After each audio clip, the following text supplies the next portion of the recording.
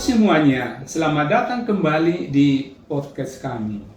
Hari ini kita akan bahas satu pertanyaan yang cukup sering muncul di kolom komentar media sosial. Benar nggak sih kalau lari dan renang bisa bikin pembuluh darah jantung menyempit atau tersumbat? Nah, sebelum kita lanjut, coba tulis di kolom komentar pendapat kalian. Jawabannya adalah tidak. Pada umumnya, olahraga seperti lari dan renang justru membantu menjaga kesehatan jantung dan pembuluh darah, bukan menyebabkan penyempitan. Tapi menariknya, kenapa sih mitos ini bisa muncul dan cukup banyak dipercaya? Mari kita luruskan. Penyempitan pembuluh darah jantung atau penyakit jantung koroner umumnya terjadi akibat proses yang disebut aterosklerosis. Sederhananya, ini adalah kondisi ketika terjadi penumpukan plak di dinding pembuluh darah.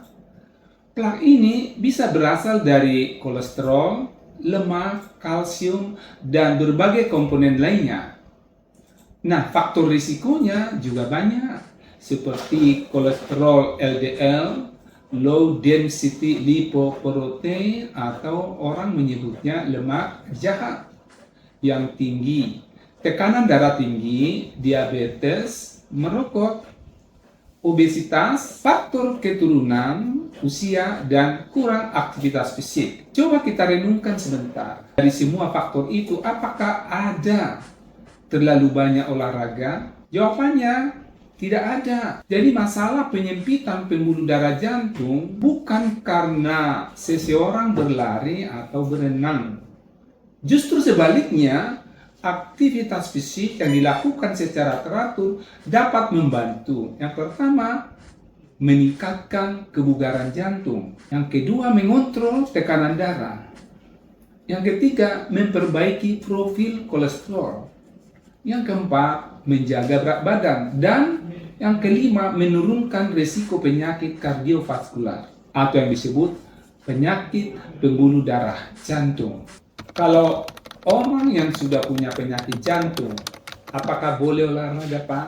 Nah, ini sangat penting. Kalau seseorang sudah memiliki penyempitan pembuluh darah jantung, maka olahraga yang terlalu berat atau mendadak bisa meningkatkan kebutuhan oksigen jantung. Akibatnya bisa muncul gejala seperti nyeri atau tekanan di dada, sesak napas, pusing, atau keluhan lain saat beraktivitas. Tapi perlu digarisbawahi, ini bukan berarti olahraga menyebabkan penyempitan. Penyempitannya sudah ada sebelumnya, dan olahraga hanya memunculkan gejala karena jantung dipaksa bekerja lebih keras. Pak, apakah saya bisa menyontek porsi latihan teman-teman motivator yang ada di media sosial? Jawabannya tergantung kapasitas atau kebutuhan tubuh kalian. Memaksakan olahraga dengan intensitas tinggi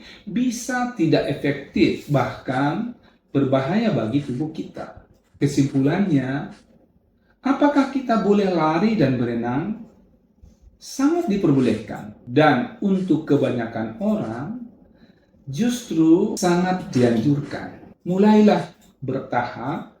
Lakukan pemanasan lebih dahulu, sesuaikan intensitas dengan kemampuan tubuh, dan jangan memaksakan diri. Ada beberapa catatan krusial untuk kalian yang baru memulai berolahraga. Jika saat berolahraga kalian mengalami misalnya nyeri atau tekanan di dada, sesak napas yang tidak biasa, keringat dingin, atau pusing, atau nyeri yang menjalar ke lengan, bahu, punggung, leher, atau rahang. Nah, ini jangan diabaikan, karena ini bukan masuk angin, bukan capek biasa. Segera hentikan aktivitas dan cari pertolongan medis. Kalau kalian pernah mengalami hal seperti ini, share pengalaman kalian di komentar sebagai edukasi untuk orang lain juga. Jadi kesimpulannya adalah lari dan renang pada umumnya tidak menyebabkan pembuluh darah jantung menyempit.